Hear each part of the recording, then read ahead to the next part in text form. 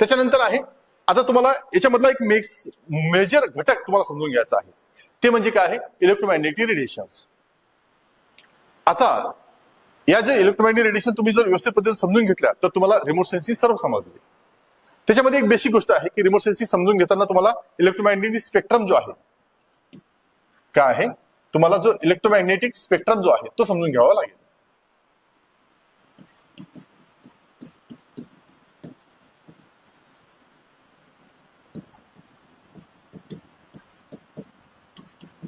Spectrum है ना, हा जो इलेक्ट्रोमॅग्नेटिक स्पेक्ट्रम आहे तो पहिले आपल्याला समजून घ्यायचा पाहिजे है ना. आता हा जो काही इलेक्ट्रोमॅग्नेटिक स्पेक्ट्रम आहे तो कसा समजून घ्यायचा हे समजून घेतलं पाहिजे.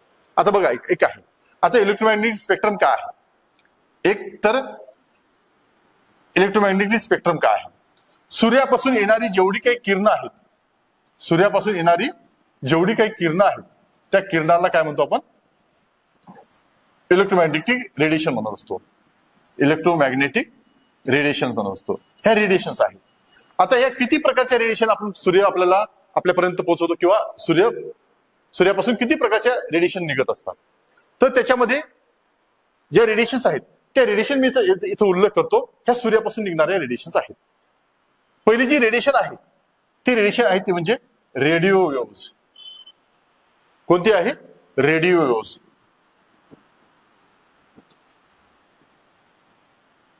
कोणती आहे, रेडिओ वेव्हज. त्याच्यानंतर दुसरी जी आहे तिला म्हणतो आपण मायक्रोवेव्हज.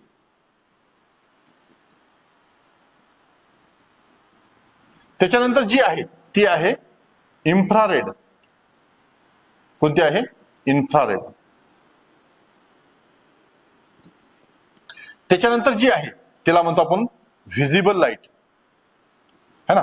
व्हिजिबल लाईट, आपला लाईट, आपला प्रकाश जो आपण डोळ्याने पाहू शकतो तो जो प्रकाश आहे त्याला काय म्हणतो आपण, व्हिजिबल लाईट. त्याच्यानंतर जी आहे त्याला म्हणतो अल्ट्राव्हायोलेट.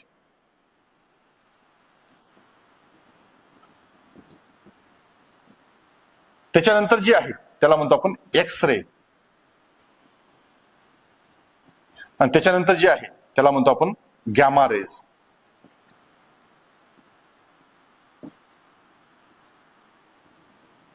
ठीक आहे, गॅमा रेज. आता याच्यानंतरही आणखी एक रेडिएशन आहे ती म्हणजे काय आहे, त्याला कॉस्मिक म्हणतात. कॉस्मिक रेज म्हणतात है ना, कॉस्मिक रेज. पण आपल्याला याचा उल्लेख करायचा नाहीये, कारण तो आपल्या इलेक्ट्रोमॅग्नेटिक किंवा रिमोट सेन्सिंग मध्ये त्याचा काही उल्लेख, आपल्याला त्याचा काही गरज पडत नाही, त्याच्यामुळे काही विषय नाही.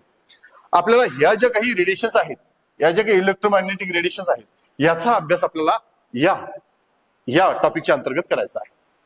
आता ह्या ज्या काही रेडिएशन्स आहेत ह्या रेडिएशन तुमच्या तोंडपाठ असल्या पाहिजे मित्रांनो.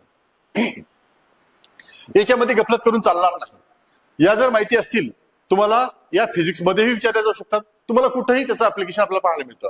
तुम्ही एखादी कोणतीही नवीन टेक्नॉलॉजी जर तुम्हाला बघायची असेल आणि त्याच्या डिटेलमध्ये जायचं असेल तर तुम्हाला इलेक्ट्रोमॅग्नेटिक रेडिएशन माहिती पाहिजे. म्हणून हा खूप महत्वाचा टॉपिक आपल्याला इथं आहे आणि हा तुम्हाला ताकदीने करायला लागेल. मग आता ह्या ज्या काही इलेक्ट्रोमॅग्नेटिक रेडिएशन आहेत या कशा पद्धतीच्या, कोणत्या आहेत, काय आहेत, ह्या समजून घ्यायच्या आहेत. आता एक लक्षात घ्यावा, बऱ्याच साऱ्या मुलांना ह्या ज्या काही इलेक्ट्रोमॅग्नेटिक रेडिएशन आहेत त्या पाठ होत नाहीत, समजत नाहीत आणि कधी कधी विसरूनही जातात. तर एक गोष्ट लक्षात ठेवतो, यासाठी एक ट्रिक आहे, त्या ट्रिकच्या माध्यमातून तुम्ही लक्षात ठेवा. माझं एक गाडी आहे, काय माझं एक गाडी आहे. गाडी कशी आहे, XUV आहे. कशी आहे, माझं एक गाडी आहे, माझं एक गाडी आहे, ती कशी आहे, XUV आहे. XUV माहिती आहे तुम्हाला, नवीन गाडी आलेली XUV म्हणतो आपण त्याला.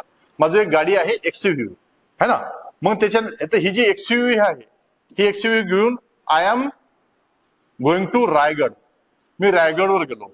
आता हे जे काही स्टेटमेंट आहे या स्टेटमेंटमध्ये सर्व इलेक्ट्रोमॅग्नेटिक रेडिएशन येऊन गेल्या.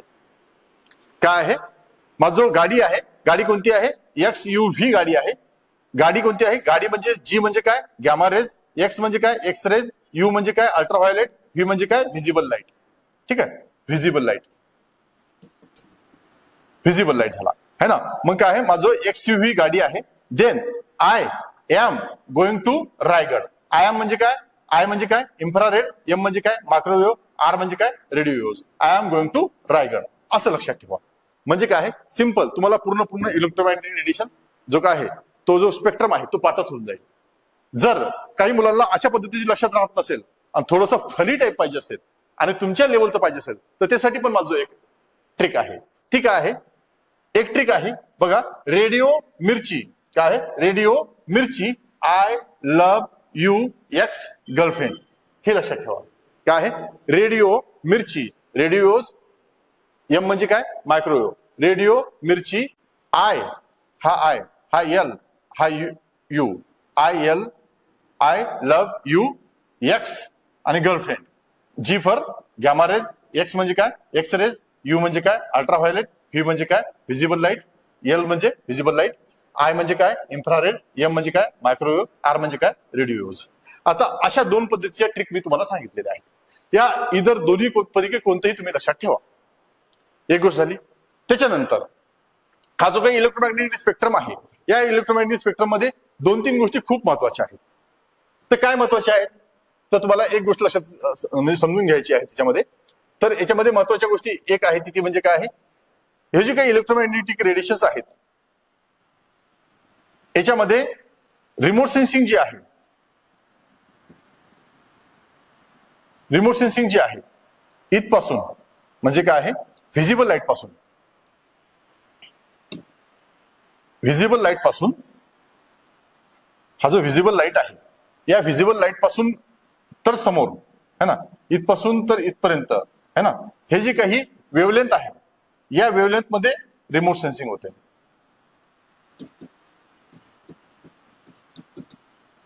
सिंपल तुम्हाला स्पष्ट सांगतो की सर्वात जास्त रिमोट सेन्सिंग कुठे झालेली आहे, सर्वात जास्त रिमोट सेन्सिंग कोणत्या वेव्हलेंथ मध्ये झाले असं क्वेश्चन विचारले जाऊ शकतो. तर ते आहे व्हिजिबल लाईट एक. दुसरं आहे इन्फ्रारेड. याच्यामध्ये नियर इन्फ्रारेड है ना, शॉर्ट वेव्ह इन्फ्रारेड है ना, अशा पद्धतीने. तिसरं काय आहे? मायक्रोवेव्ह. आणि चौथं काय आहे? Radio waves. ह्या ज्या काही 4 वेव्हलेंथ आहेत या 4 वेव्हलेंथ मध्ये सर्वात जास्त रिमोट सेन्सिंग आपल्याला झालेली पाहायला मिळते. त्याच्यामध्ये हे जे 3 आहेत या 3 मध्ये पाहायला मिळते.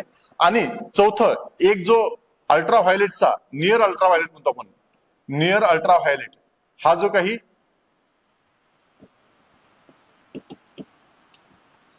पोर्शन आहे या पोर्शन मध्ये पण रिमोट सेन्सिंग होते. पण ती केव्हा होते? ती कशासाठी होते? ती जी रिमोट सेन्सिंग आहे ती केव्हा होते? तर जेव्हा रेअर अर्थ मटेरियल आपल्याला फाइंड आउट करायचं आहे तेव्हा त्यासाठी जी केलेली रिमोट सेन्सिंग आहे ती कशामध्ये केली जाते? अल्ट्राव्हायलेट रेजच्या माध्यमातून ती केली जाते. आणि हे काय आहे? हे थोडंसं आपल्याला हे जे काही आपल्याला रिमोट सेन्सिंग आहे हे आपल्याला क्वचितच पाहायला मिळते, पण याच्यामध्ये पण रिमोट सेन्सिंग होते. मग रिमोट सेन्सिंगचा पट्टा कोणता आहे?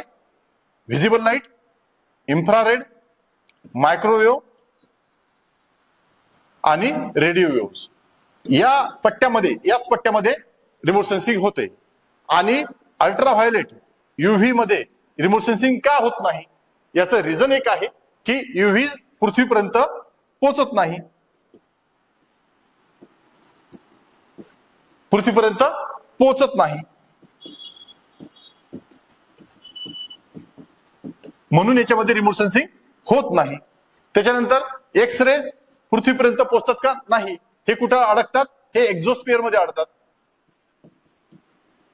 एक्झोस्फिअर मध्ये अडवले जातात. आणि हे जे काही अल्ट्राव्हायलेट आहे हे कुठे अडवले जातात? हे कुठे अडवले जातात? हे स्ट्रॅटोस्फिअर मध्ये, ओझोनोस्फिअर म्हणतो आपण त्याला, ओझोनोस्फिअर मध्ये अडवले जातात. हे कुठे? एक्झोस्फिअर मध्ये अडवले जातात. गॅमारेज कुठे अडवले जातात? हे पण एक्झोस्फिअर मध्ये अडवले जातात. जर गॅमारेज आणि एक्सरेज पृथ्वीवर आले तर पृथ्वीचं पूर्ण जीवन नष्ट होऊ शकते, म्हणून ते आतपर्यंत येत नाही. बरं, हा या इथंच अडवले जातात. का अडवले जातात? तर त्यांची जी वेव्हलेंथ आहे, आता यांची वेव्हलेंथ बघा तुम्ही. पहिली गोष्ट, यांची जी वेव्हलेंथ आहे ती वेव्हलेंथ अशी आहे, अशा पद्धतीची वेव्हलेंथ आहे. इकडे आहे रेडिओज, इथं आहे मायक्रोवेव्हज, इथं आहे इन्फ्रारेड, इथं आहे व्हिजिबल लाईट, इथं आहे अल्ट्राव्हायलेट, इथं आहे एक्स रे, इथं आहे गॅमा रेज. मग याची जी काही वेव्हलेंथ आहे यांची वेव्हलेंथ खूप कमी असल्यामुळं छोटे छोटे जे मायक्रो कन्स आहेत त्या कणाला लावून ती वापस जाऊ शकते. मग एक्झोस्फिअर मध्ये जे काही बारीक बारीक कण आहेत त्यांना थाडूनच हे जे काही गॅमा रेज एक्सरेज आहेत, या एक्सरे गॅमा रेज आहेत, अल्ट्राव्हायोलेट रेज तर ओझोनचा जो स्पेअर आहे त्या ओझोनच्या स्पेअर मधून वापस जात आहे ना, तिथंच कॅप्चर केले जाते.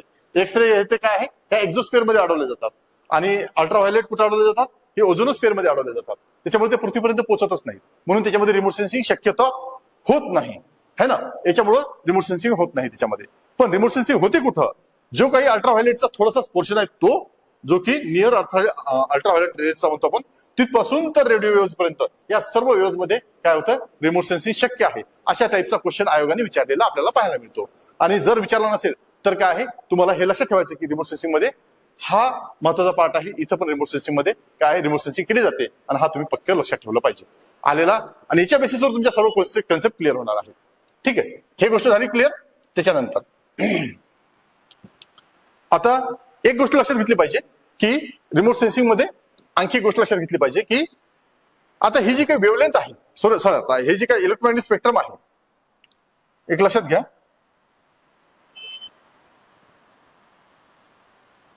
याच्या गोष्टी काही लक्षात घेतल्या पाहिजे. हे जे काही इलेक्ट्रोमॅग्नेटिक रेडिएशन्स आहेत यांची एक गोष्ट लक्षात घेतली पाहिजे. आता हा जो काही रेडिओ वेव्हज आहेत,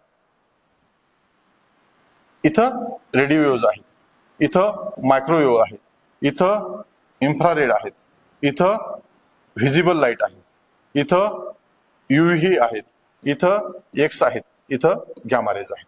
ठीक आहे, एवढं झालं. हा व्हिजिबल लाईटचा पोर्शन आहे, हा व्हिजिबल आहे. व्हिजिबल लाईटचा आणखी एक स्पेक्ट्रम आहे, त्याला व्हिबग्योर म्हणतो आपण.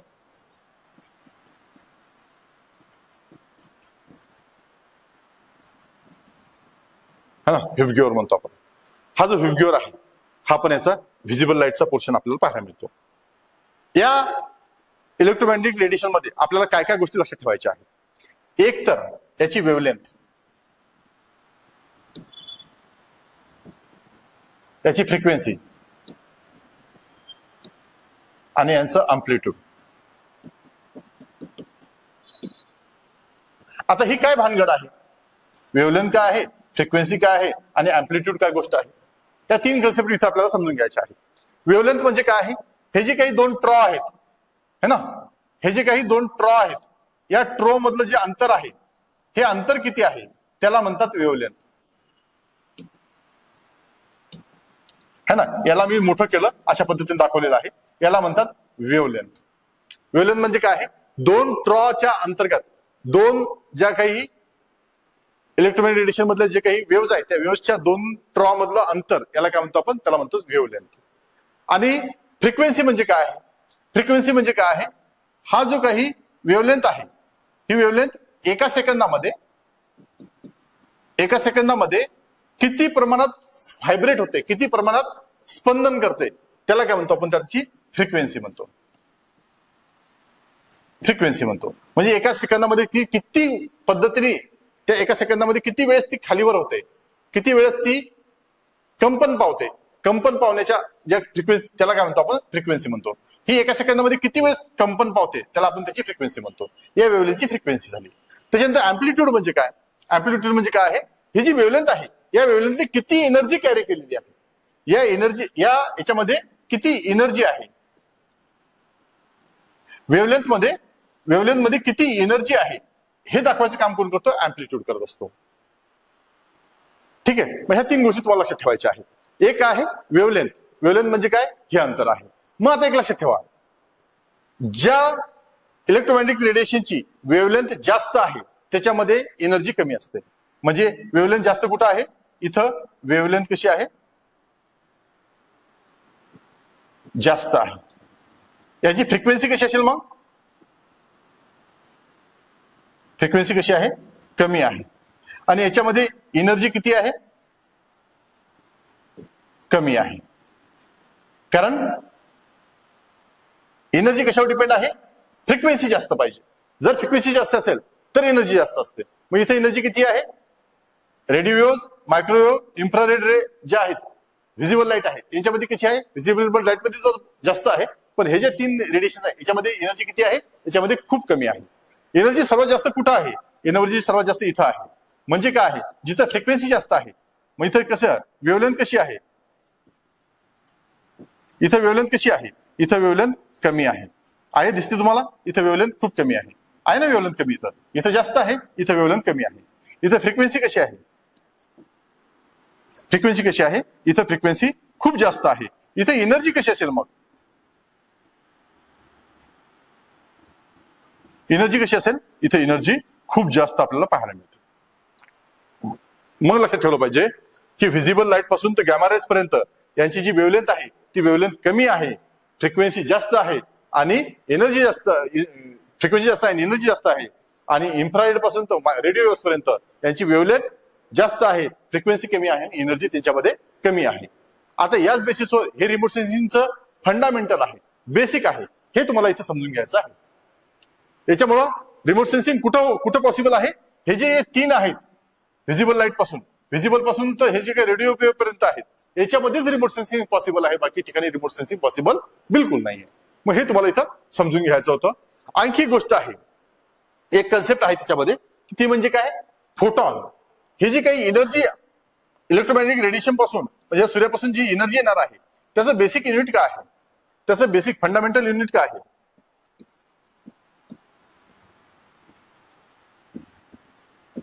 हे जे काही लाईट आहे, त्या लाईटचं फंडामेंटल युनिट काय आहे, त्याला म्हणतो आपण फोटॉन.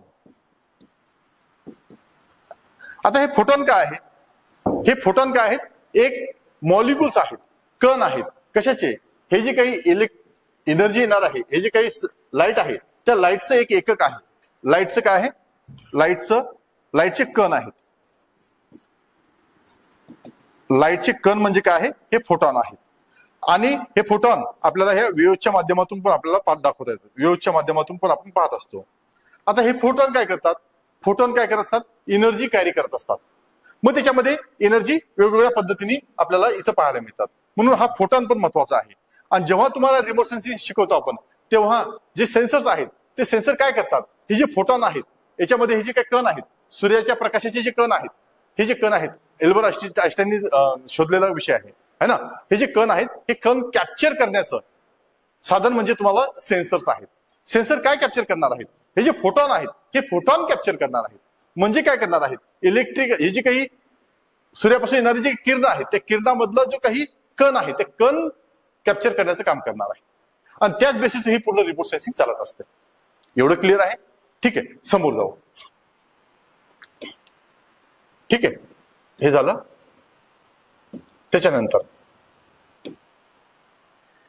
आता हे जे काही इलेक्ट्रोमॅग्नेटिक रेडिएशन्स आहेत, यांची आपल्याला वेव्हलेंथ पण बऱ्याच वेळेस विचारताना दिसते, आपल्याला आयोग विचारतो, वारंवार विचारतो. तर मग आता याची वेव्हलेंथ पण आपण तुम्हाला लक्षात ठेवायची आहे.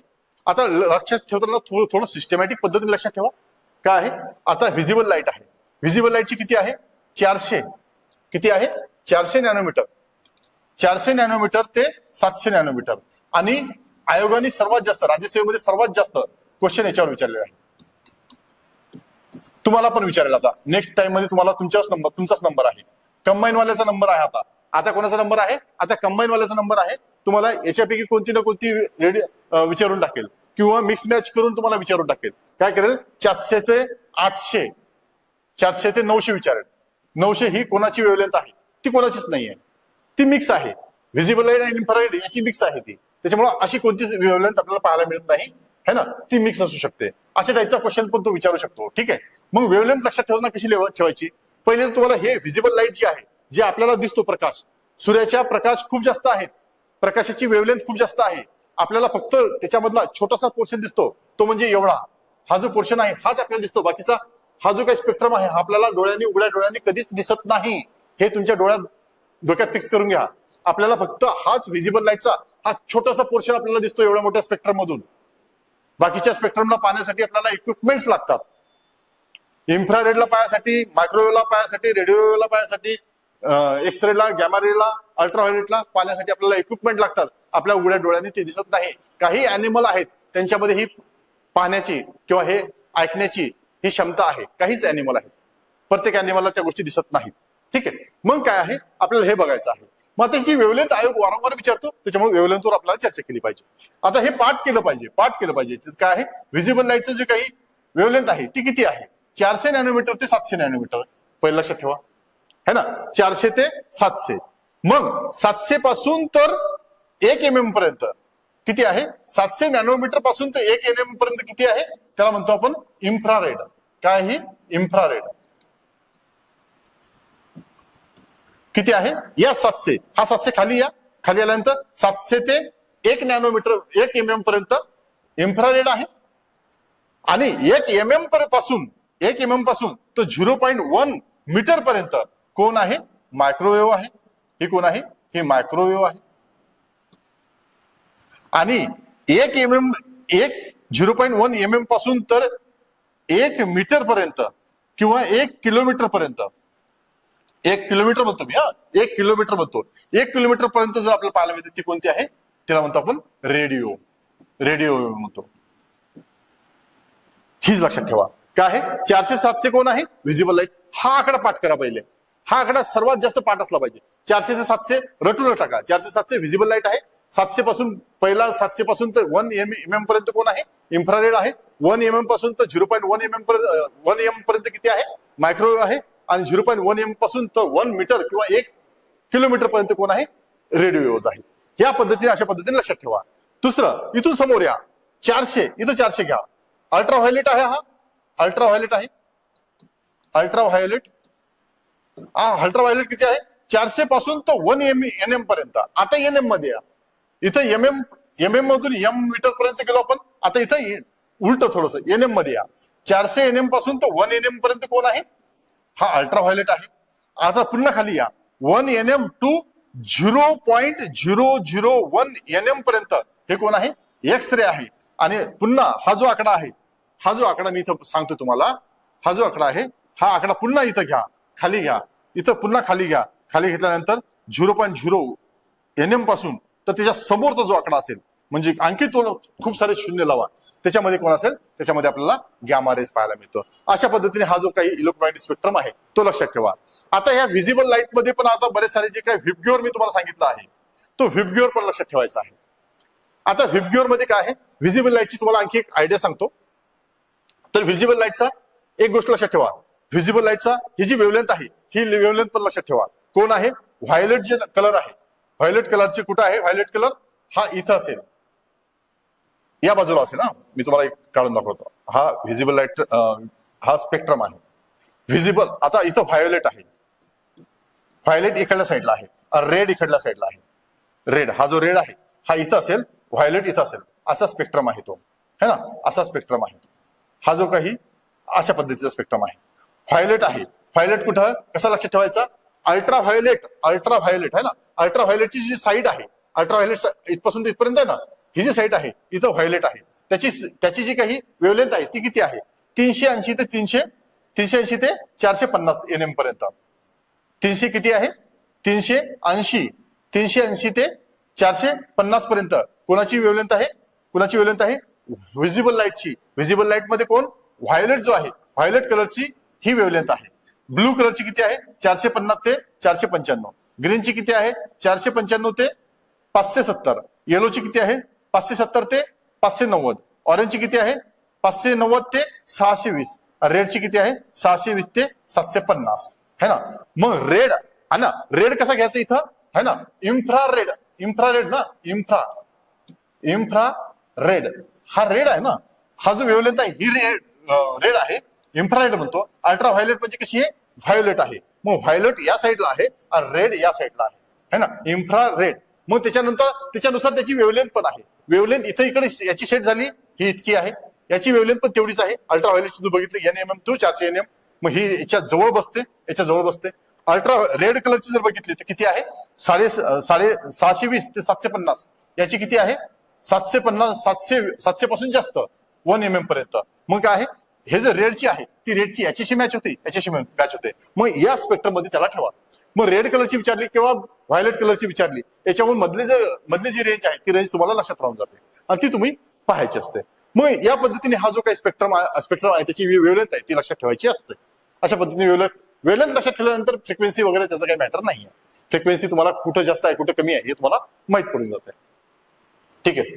त्याच्यानंतर आता हे झालं है ना, ही झाली वेवलेंथ वगैरे सर्व गोष्टी.